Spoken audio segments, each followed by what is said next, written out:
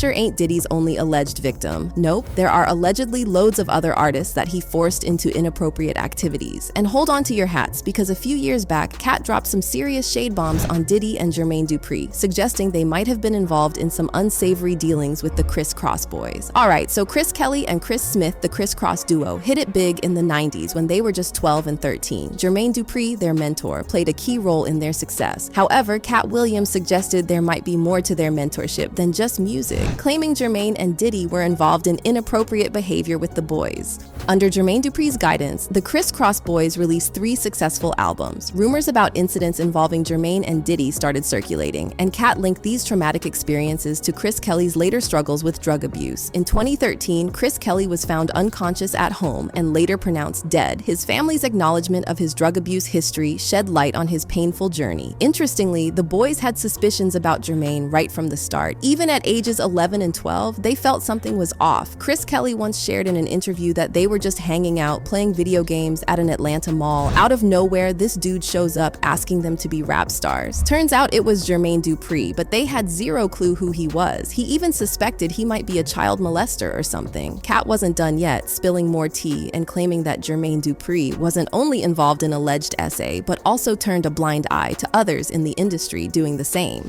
So, rumors started swirling about this weird ritual involving Diddy and Jermaine. The buzz is they were into some creepy swap meet, trading their artists like collectibles, and get this, even passing them around within their inner circle. And reports claim Diddy might have pimped out members of Danity Kane. Cat spills the tea, suggesting Diddy wasn't just watching from the sidelines, he was allegedly part of it too. In 2011, Cat dropped a freestyle, and when it came to Diddy and Jermaine, he didn't hold back.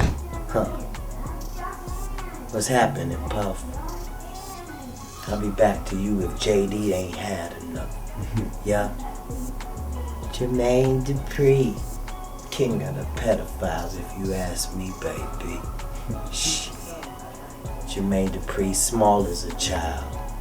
But it gets worse, because according to sources, Diddy wasn't the only one that Jermaine was allegedly pimping the boys out to. He also allegedly pimped them out to Jada Smith. Cat's convinced these big shot music moguls might have messed with Chris Kelly, pushing him into a dark path with drugs. Sadly, Chris isn't the only one caught up in this twisted tale. Word on the street is Diddy's been in some shady dealings with young artists. But that ain't the end of it. Federal law agencies were on Diddy's case in 2013. Back when Jimmy Henchman got busted, the feds had their eyes on Diddy. They were suspecting he knew a thing or two about Diddy's shady dealings with minors. It got real, with them grilling Jimmy about Diddy's questionable moves with young boys. So, according to this official U.S. District Court filing, a prosecutor straight up asked about entertainers' intimate preferences. And you won't believe it, they went all in, asking not just about Shan Combs, but throwing it out there if he's getting cozy with underage boys. It's like they're trying to get to the bottom of some really shady stuff. Orlando Brown also came out saying Diddy allegedly forced him into some sketchy situations, like giving him some mouth action.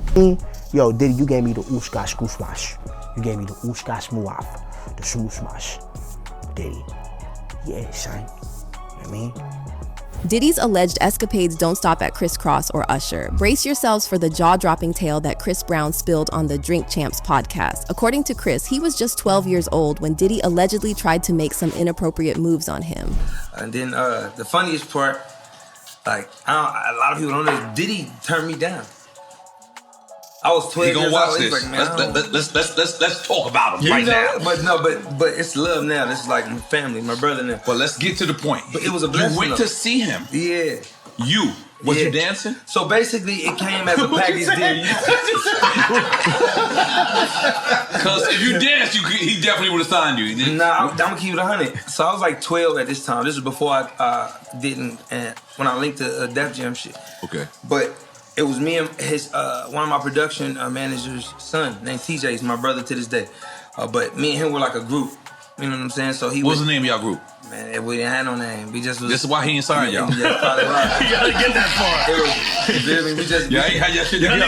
We're entering a zone of serious eyebrow-raising drama. So check this out. There's this question floating around about whether Chris danced for Diddy. And you gotta wonder, why would a young talent need to bust a move for Diddy at his crib? Well, insiders are whispering that Diddy had some wild plans in mind. Plans that involved Chris hitting up his oddly named puffy-flavored camp. Yeah, it sounds as bizarre as it seems. Word on the street is that Diddy was allegedly seeking some inappropriate stuff at this camp, and Chris, being no fool, straight up declined. He ain't about that compromising situation life, steering clear of Diddy's peculiar camp. But here's the deal. Diddy passing on Criss had zero to do with talent. L.A. Reid and Def Jam were practically begging to sign him, but Criss had his eyes on other paths. Looks like Diddy's rejection was all about Criss dodging some really shady stuff. But not everyone dodged Diddy's alleged antics. Justin Bieber? Yeah, he might be one of the unlucky ones. Rumors are swirling about Diddy allegedly pushing Justin into some really questionable situations. You catch my drift, right? It all started when Scooter Braun discovered Justin and introduced him to Usher, who then introduced him to Diddy. It's like a suspicious setup, especially after that video where Diddy promised Justin the whole universe.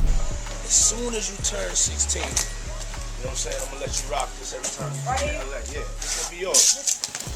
So every time you come to LA, it's a little dusty, but you know, come get the front shot of this. Man. Hey, man, out.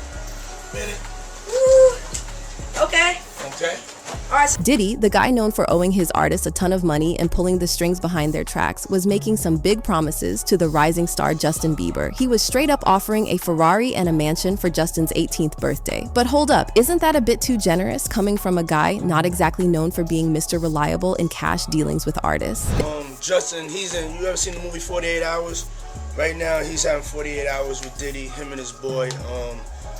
They're having the times of their lives, like you know, where we hanging out and what we doing. We can't really disclose, but it's definitely a 15-year-old's dream. You know, I have been given custody of him. You know, he signed to Usher. I'm signed to Usher. I had legal guardianship of Usher when you know he did his first album. I did Usher's first album.